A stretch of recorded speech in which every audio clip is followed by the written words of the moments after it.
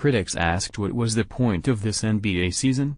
After all, the star-studded Golden State Warriors were simply going to coast to a third title in 4 seasons, right? The Houston Rockets didn't buy it and decided to add Chris Paul, a couple of elite defenders and more shooters to perennial MVP candidate James Harden and underrated supporting cast members Clint Capella and Trevor Ariza, instead of simply saying it couldn't be done. Already right there with the Warriors in the standings all season, the decision to stay in the fight last summer is looking like a prescient one in the wake of Stephen Curry's latest injury, one that will keep him out until the second round of the playoffs, according to head coach Steve Kerr. Curry disagrees, but he won't be back anytime soon, and once he's back, he'll have to get back into form quickly in the ultra-competitive West.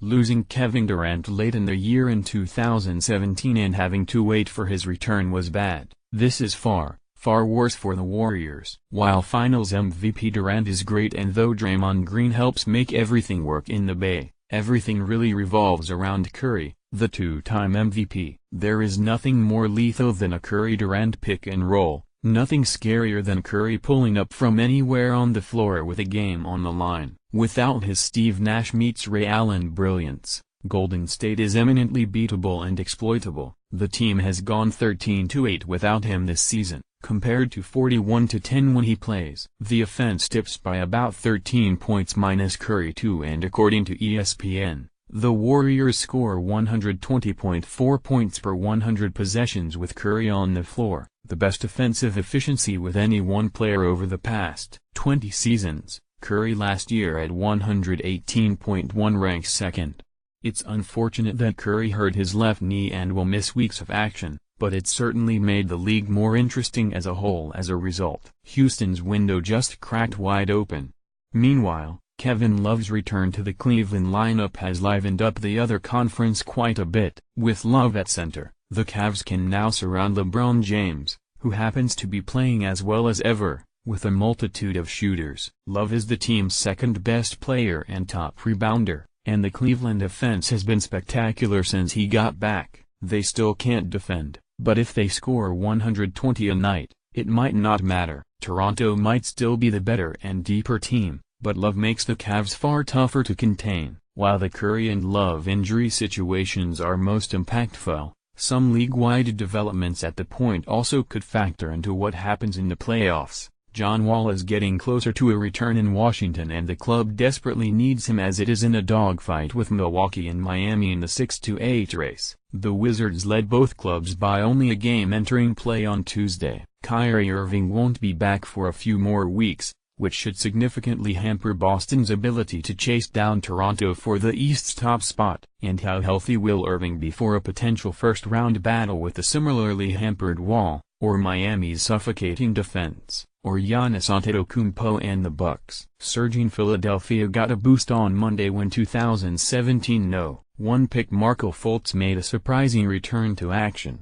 Fultz will back up Ben Simmons and gives the Sixers a scorer and creator in the second unit, if he can get up to speed quickly. Difficult for any rookie. The East's scariest team just got even more frightening for potential opponents, like the Raptors in round 2.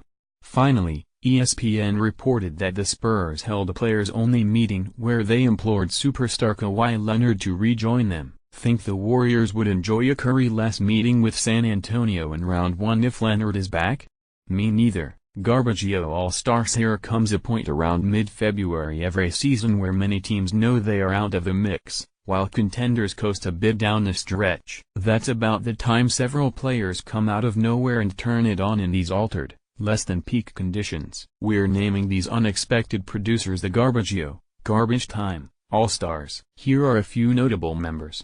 Taurean Prince, Atlanta. Prince is a solid player, but he has really taken off recently, going from 12.2 points a game before the All-Star break, to 19.4 in the 15 games since, with markedly better shooting and rises in his other stats. Buddy Hield, Sacramento. Hield's numbers have popped as the Sad Sack Kings try to find out what they truly have in the former NCAA star.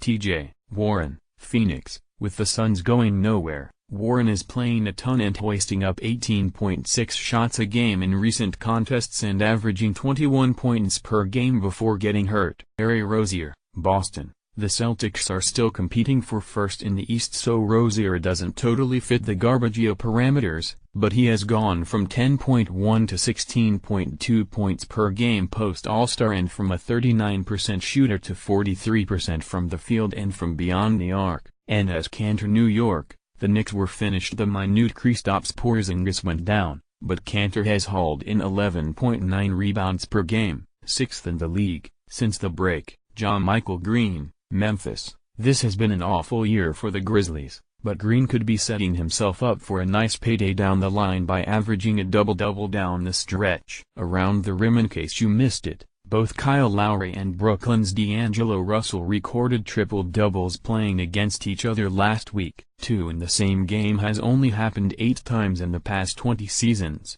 including twice this year. Russell's triple-double was the first for the Nets franchise in 633 games, the second longest drought by any franchise. Kemba Walker is about to become Charlotte's all-time scoring leader. Hands up if you were surprised to hear ex-Raptor Del Curry, Steph Stad, currently holds the mark. Weren't Glenn Rice and Larry Johnson mainstays there?